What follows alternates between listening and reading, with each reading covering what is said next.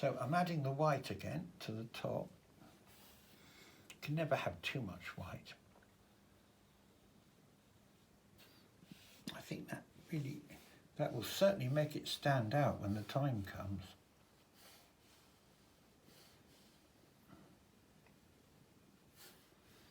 There.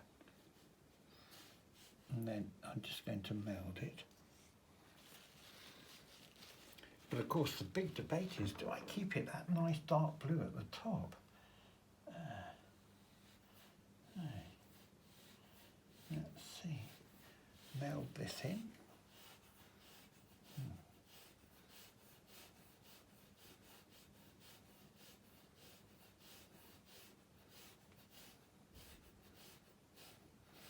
I'll probably break it down into panels. That deep blue does seem quite nice, so I'll try it out down here. Yeah, look, that makes quite a difference, doesn't it? So a bit of deep blue, really whack that on. There, I like that deep blue. Then you get a bit paler. So as you can see, I'm just simplifying the design. It was too complicated. Yeah, oh look, I like that. Do you see, look. Now, if I can keep that little bit, but then have the deep blue above, we're getting a sort of corrugated effect, which quite appeals to me. So look. Ah, there we are, look. I get impatient, but I should really wait for it to dry before putting more highlight in, but I quite like, you know.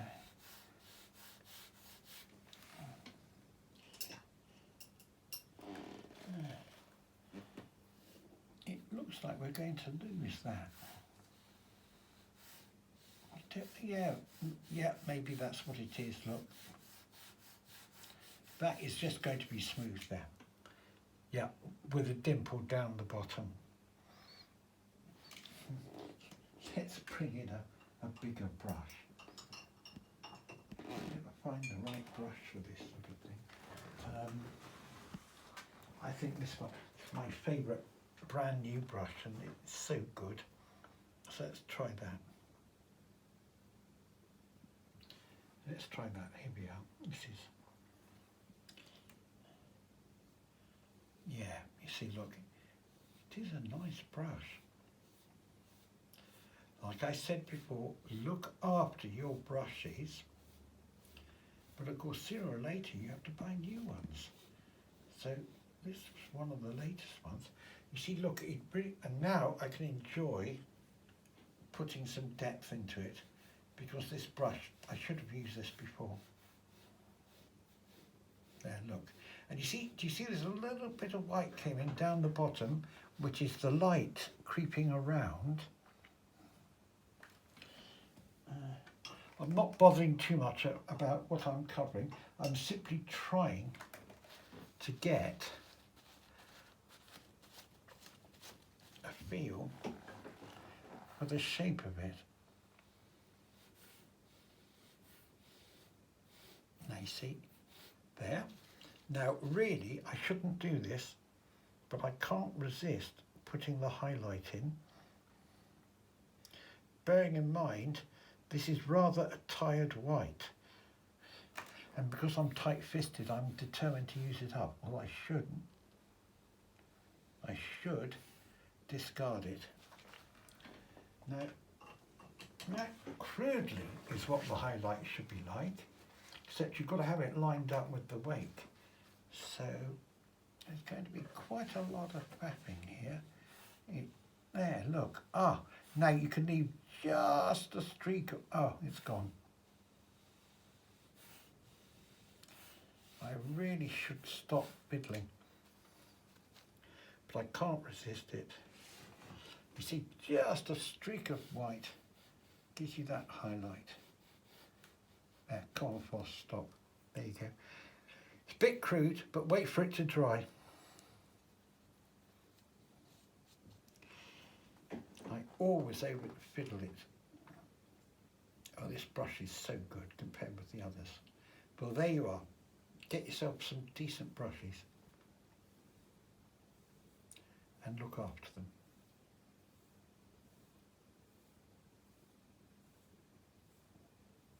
I tend to leave the brushes in the water or the turps. I don't know if that's a good idea. I have a theory that if you let them dry out, they become more brittle. I don't know.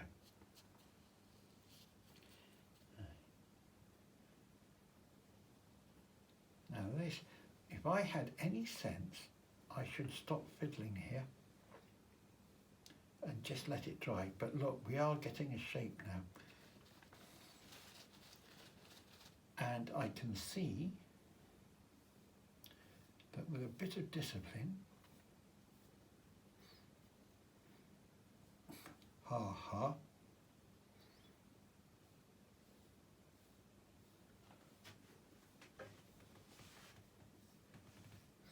So you see, simply by manipulating the colour, you can get the overall shape right. Now I must stop. Damn. There you see, look. I can incorporate that. That is getting a bit more like it, but I still would like to have a bit of blue down the bottom here.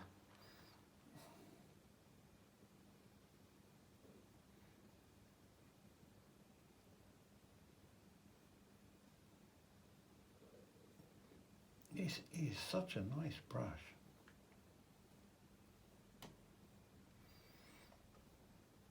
The quality of the brush really does affect.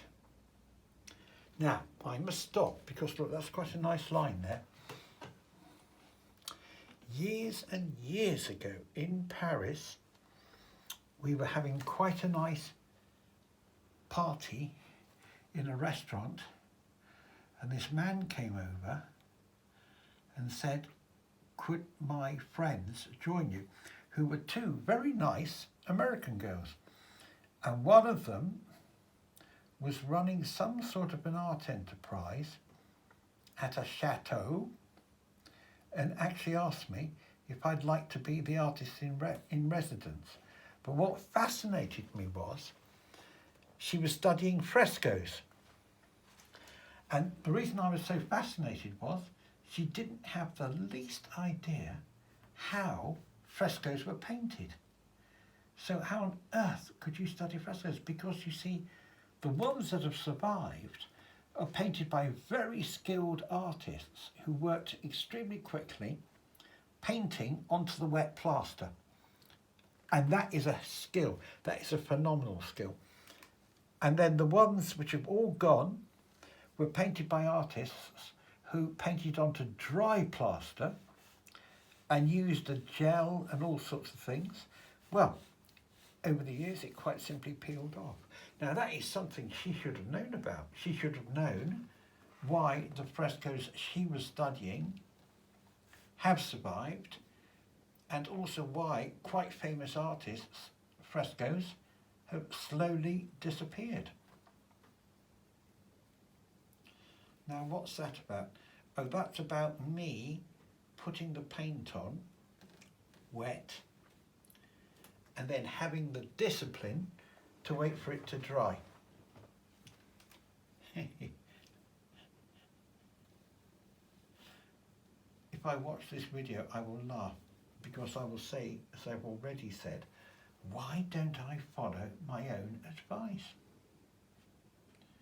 It would be so simple.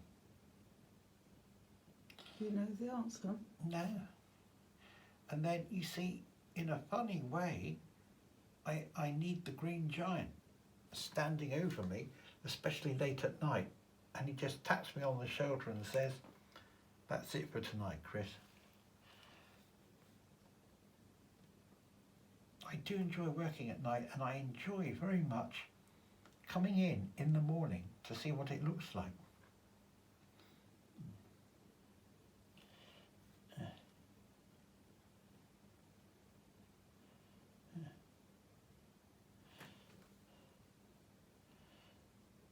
But as I've learned from my commercial art days, when I was having to do work through the night on book covers, never, ever, ever paint when you are drunk.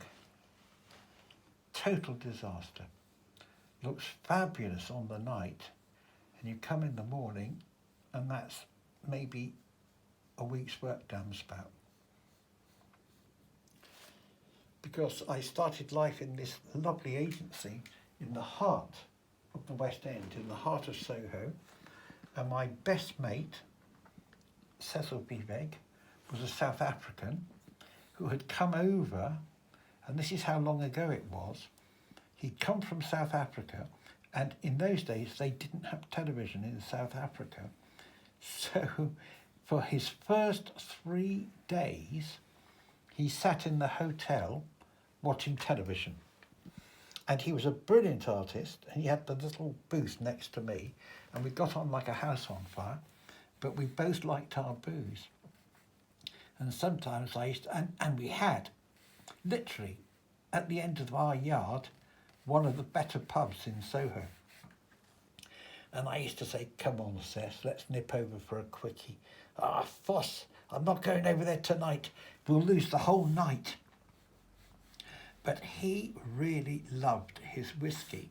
So I bought a small bottle of his favourite whiskey, and I used to put a bit in the airbrush and blow the vapour over the partition.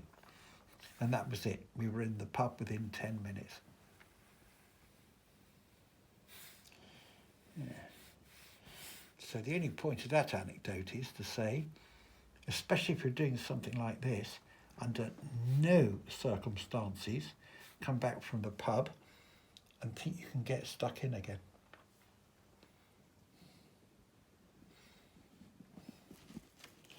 Yeah. Well, I just think, you see, I'm busy talking about God knows what, and that's the best way to do this type of picture. Let it paint itself. Don't think about what you're doing.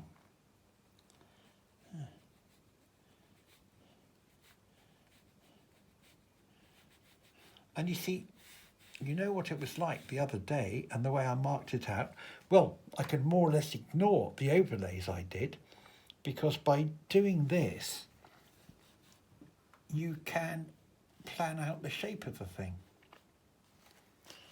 You see, look, now this, as so many people know, a shiny surface has hard edges. So if I am sensible, I will leave that, just pop a bit more of the blue in. I will leave this because, look, now we can begin to sit this, and it will, of course, throw a deep shadow. So let's put the shadow in. Shadow is crucial. Shadow is so good. You see, all this is going to be a shadow play when it's done. So although this is not the right colour, I'm just doing that just to remind myself of what I'm doing there. I can go over that with black later. It's really just to remind me what this is. So here's this great big booster rocket, which could be a real feature. I need to make that, have a bit of fun with that. I always think in terms of films, partly because I've done quite a lot of film work, and in a film, if that thing lit up, it would be quite spectacular. Then it looks like we are going to keep the blue on the top.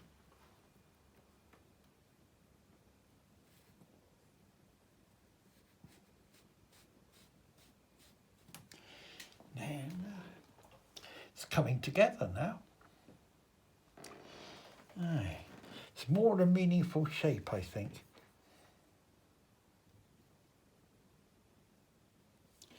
Aye. Let's pop that in, yeah.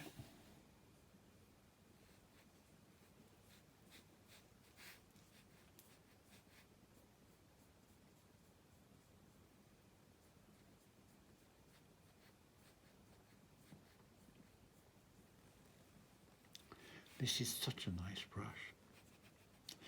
Now, it's not right, but I ought to stop fiddling. But I can't resist it.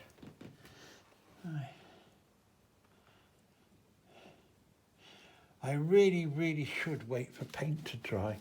And I just get so impatient. There you see, mucked it up. Doesn't matter, because that will be a little nozzle at some stage. But that's the sort of silly mistake I made when I fiddled too much. Let's leave that. Then we can do up the top.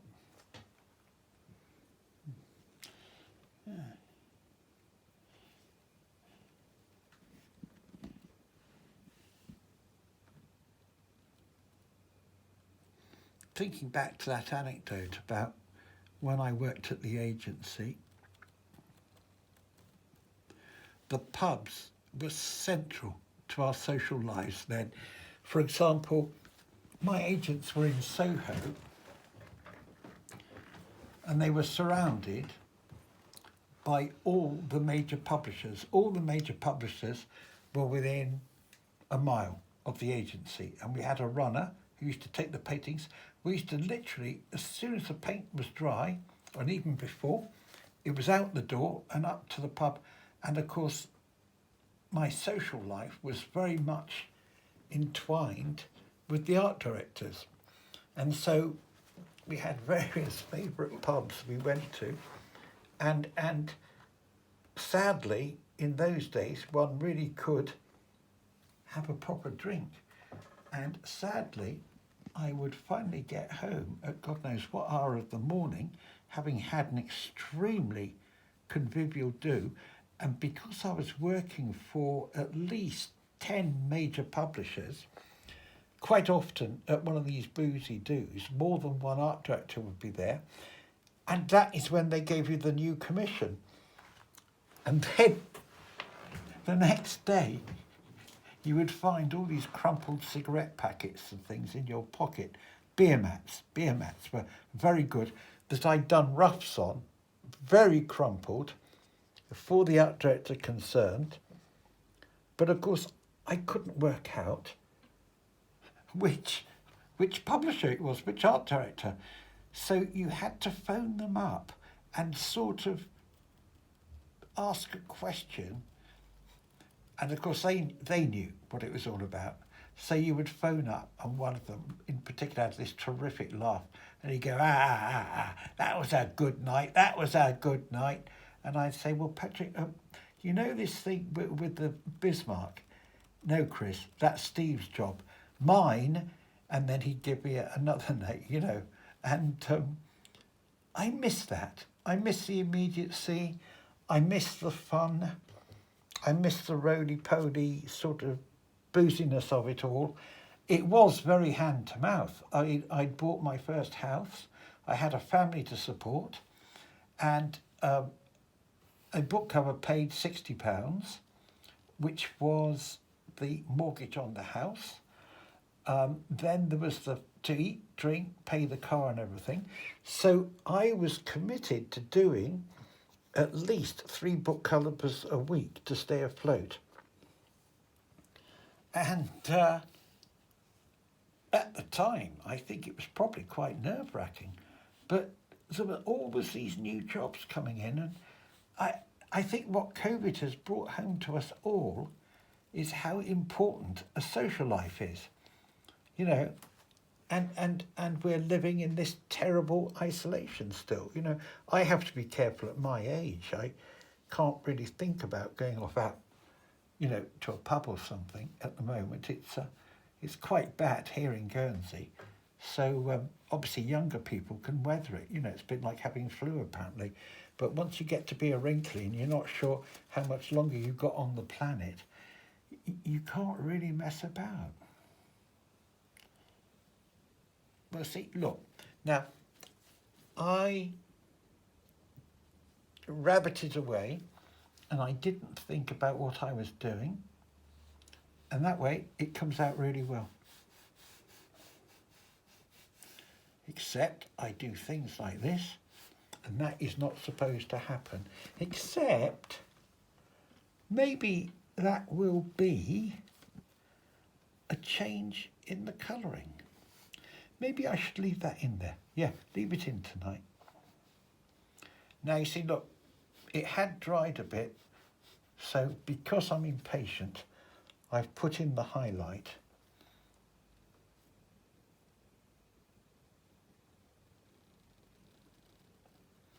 But that gives me...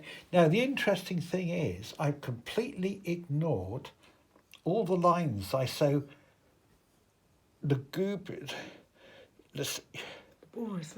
laboriously put on, and it's that much better. You see, look, that's actually beginning to work up there now. I suppose I wish I could get away with painting a bit more loosely.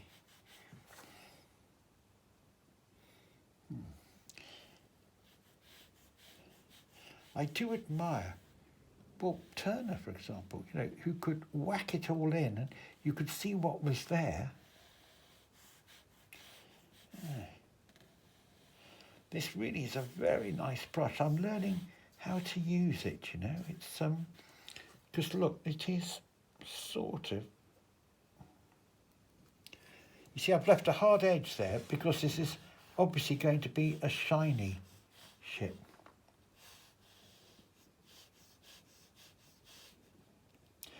And then the masks will really come into their own